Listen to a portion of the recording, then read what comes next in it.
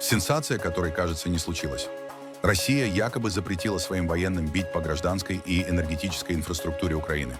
Но официального подтверждения нет. Марко Рубио сообщил, что для достижения мира осталось решить один вопрос. Статус Донбасса, а гарантии по безопасности Украине уже согласованы. Кремль заявил, что впервые слышит. Новые санкции Евросоюза. Андреева и Зарубин под санкциями за пропаганду. Иранский корпус стражей исламской революции за террор по отношению к населению. И уникальное награждение во Франции. Макрон вручил орден почета последнему уличному торговцу газетами в стране. Его биография как сценарий для фильма на Каннский фестиваль. А теперь об этом подробно и по делу. Это один день. Не забудьте подписаться и поставить лайк этому видео.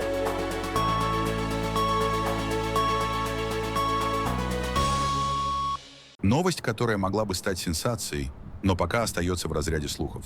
В четверг, 29 января, основатель подразделения «Кракен» Константин Немичев опубликовал один из постов российских провоенных пабликов, в котором утверждалось, что с сегодняшнего дня российским войскам якобы запретили наносить удары по любым целям в Киеве и Киевской области и по объектам энергоинфраструктуры по всей Украине. Поступает информация о том, что сегодня с 7 утра в ВС России введен запрет на огневое поражение по любым объектам в Киеве и Киевской области, по любым объектам инфраструктуры по всей Украине. Соответствует ли данная информация действительности, узнаем по динамике ударов, их отсутствию уже в ближайшие сутки. Похоже, энергетическое перемирие в действии с двух сторон. Посмотрим, как будут выполнять, написал Немичев, комментируя эти неподтвержденные заявления российских боевиков-военкоров. А они, между тем, активно возмущались по поводу такого приказа. Официально украинская сторона пока не прокомментировала заявления, которые распространяют российские источники. Журналист Денис Казанский назвал эти сообщения вбросом, подчеркнув, что их активно разгоняют российские медиа. По его мнению, у России временно иссякли запасы ракет отдельных типов, и в данный момент ей просто нечем наносить удары. Казанский также отметил, что во время последних массированных атак по Киеву и другим регионам Украины использовались ракеты 2026 года производства. В Кремле возможности так называемого энергетического перемирия также не подтвердили. Идут сообщения о договоренности об энергетическом перемирии между Россией и Украиной. Могли бы прокомментировать, действительно ли идут какие-то переговоры на эту тему? Нет, я не могу пока это комментировать. Переговоры в Абу-Даби запланированы только на воскресенье или также могут пройти 2 дня? Может быть, 2 дня при необходимости, да. Непосредственно до дня встречи, до воскресенья будут модальности согласовываться, что, собственно, по сути, это ничего не изменит. Но, безусловно, все сделают так, чтобы обеспечить возможность для продолжения диалога. Выступая в Сенате, госсекретарь США Марко Рубио сообщил, что с европейцами достигнуто общее согласие о гарантиях безопасности Украине. Нерешенным остается лишь вопрос о территориях на востоке Украины.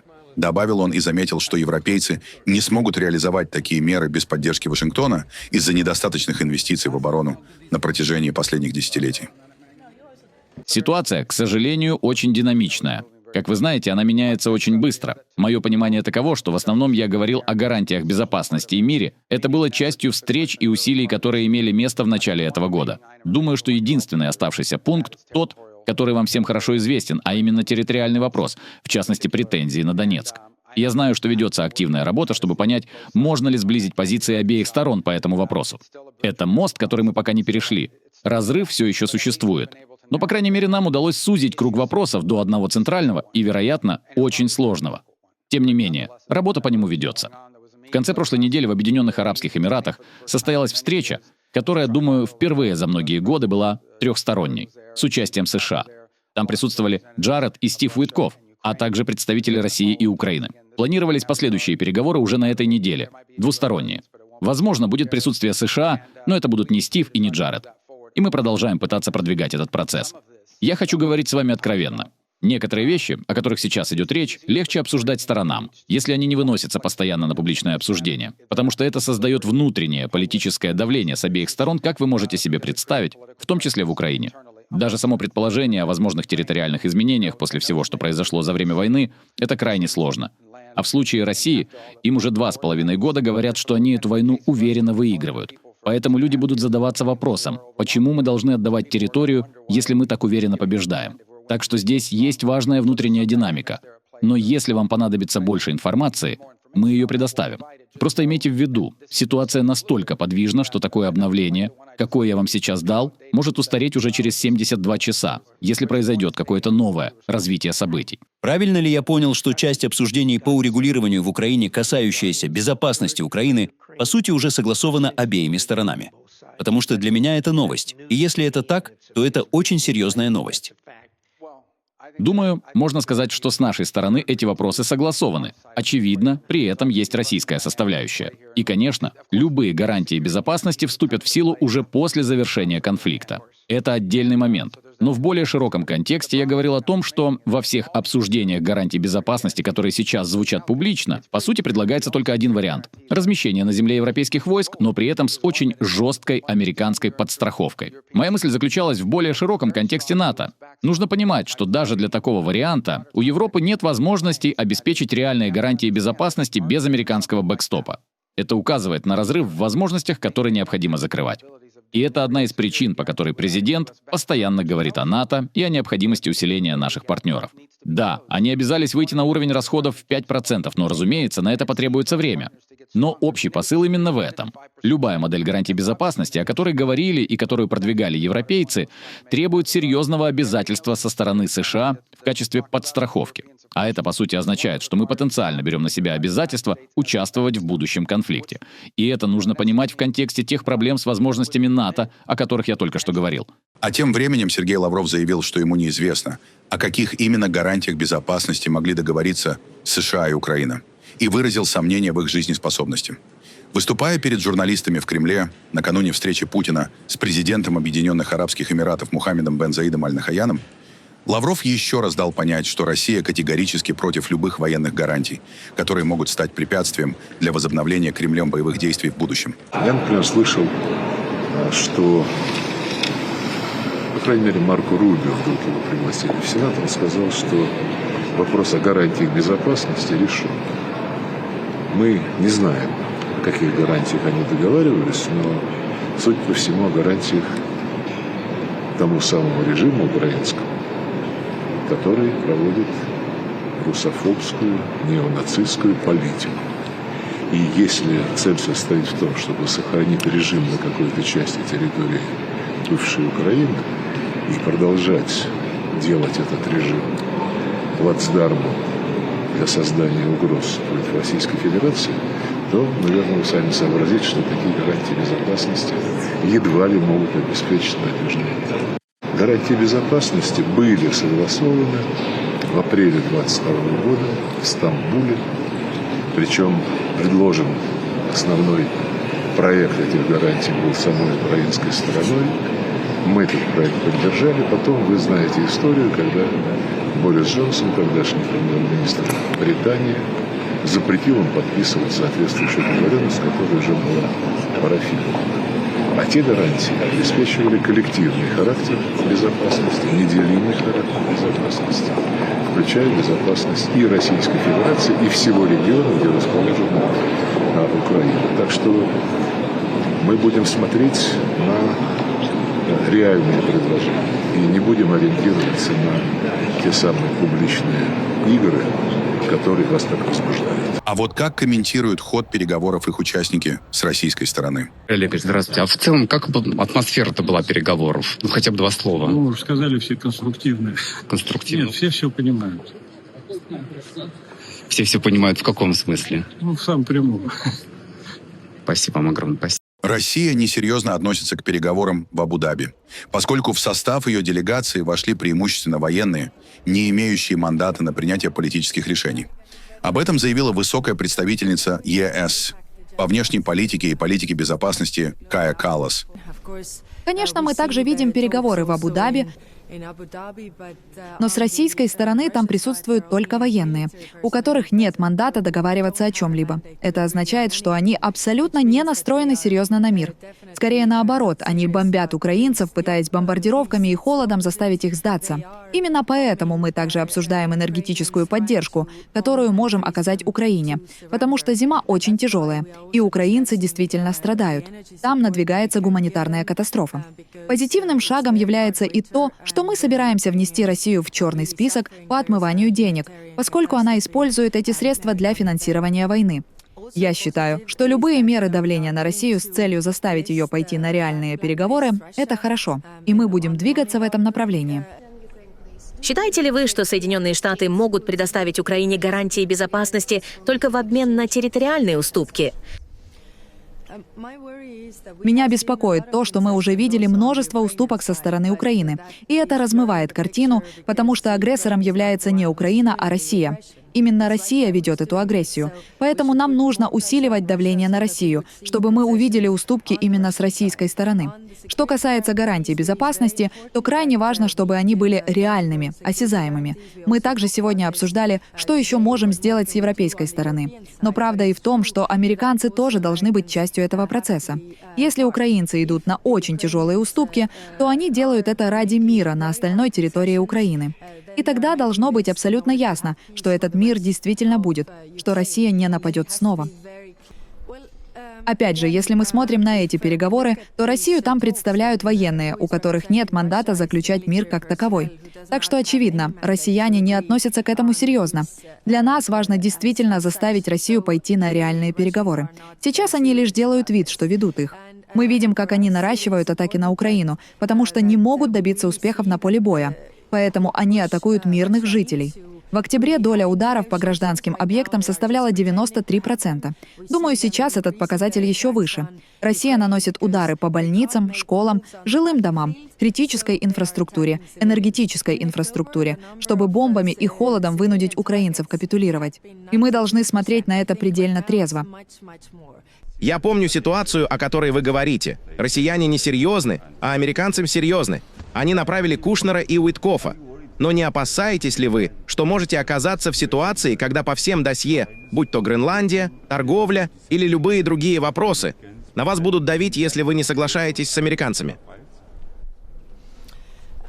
У нас, разумеется, по-прежнему остается тесное сотрудничество с американцами, и мы находимся в постоянном контакте и по Ближнему Востоку, и по Украине.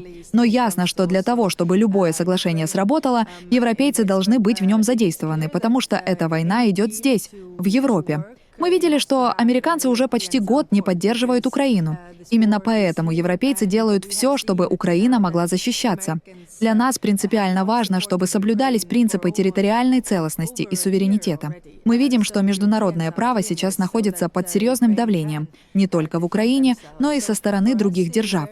И это мы также будем обсуждать сегодня за завтраком с министрами. Что вы думаете об идее президента Зеленского создать некую европейскую армию, основой которой на века вперед стала бы армия Украины? У каждой европейской страны есть своя армия, и армии 23 стран также являются частью структур НАТО. Поэтому я не могу представить, чтобы создавалась отдельная европейская армия. Речь должна идти об уже существующих армиях. Нужно понимать, как это будет работать на практике. В военной сфере крайне важно иметь четкую и понятную цепочку командования, чтобы в любой момент было ясно, кто кому отдает приказы. Если мы создадим параллельные структуры, это лишь размоет картину. А в кризисной ситуации приказы могут просто застрять между стульями. Евросоюз ввел санкции против 6 российских публичных фигур – журналистов, телеведущих и деятелей культуры. Решение опубликовано в официальном журнале ЕС. В санкционный список включены спортивный комментатор Дмитрий Губерниев, который использовал свою популярность и влияние для распространения российской пропаганды и оправдания агрессивной войны против Украины. Ведущая программы «Время» на Первом канале Екатерина Андреева, которая регулярно распространяет дезинформацию о войне против Украины и поддерживает российские вооруженные силы, а также так называемые ДНР и ЛНР. Ведущая программы «Вести» на телеканале «Россия» Мария Ситель, регулярно восхваляющая режим Владимира Путина и распространяющая пропаганду, оправдывающую агрессию против Украины. Ведущий программы «Москва-Кремль» Путин Павел Зарубин, систематически распространяющий антиукраинскую дезинформацию и называющий украинское правительство режимом. Это клюква. Не откажусь, спасибо большое.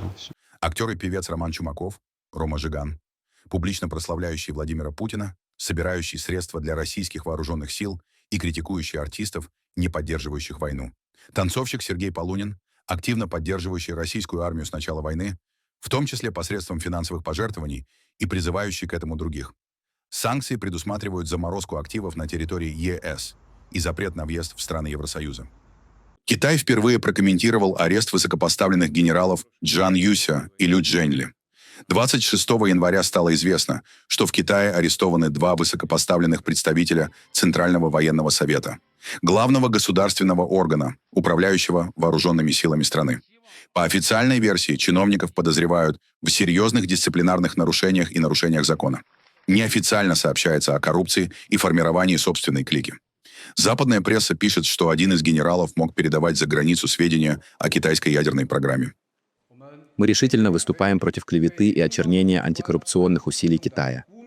Под сильным руководством партии китайская армия всегда придерживалась принципов открытости и сотрудничества и будет и дальше вести диалог и обмены с вооруженными силами других стран. Мы будем углублять взаимное военное доверие и укреплять практическое сотрудничество, внося вклад Китая в международный и региональный мир и стабильность.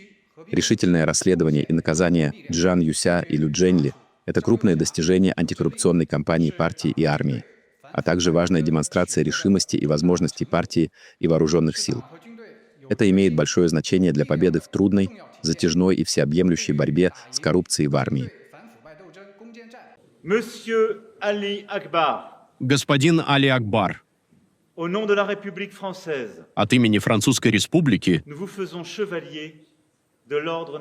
мы посвящаем вас в рыцари ордена за заслуги. Одно из самых необычных и трогательных награждений орденом за заслуги в истории Франции. Президент Эммануэль Макрон вручил эту награду последнему в стране уличному продавцу газет. 74-летний Али Акбар продает прессу в латинском квартале Парижа с 1973 года и более чем за полвека стал одним из самых известных парижан в современном мире. Наверное, каждый парижанин хоть раз вас слышал. Это особая интонация, тембр, стиль. Вы — акцент 6-го округа, голос французской прессы по воскресным утрам, да и, впрочем, каждый день недели. Теплый голос, который уже более 50 лет ежедневно разносится по террасам Сен-Жермена, прокладывая себе путь между столиками ресторанов. Нам бы хотелось сказать вам, что вы всегда были французом.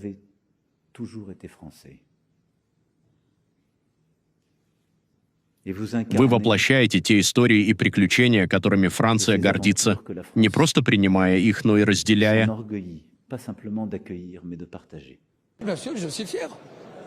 Конечно, я горжусь, потому что доволен всем, что сделал. Я делал только хорошее.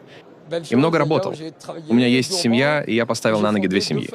Для президента Макрона эта церемония имела и личное значение.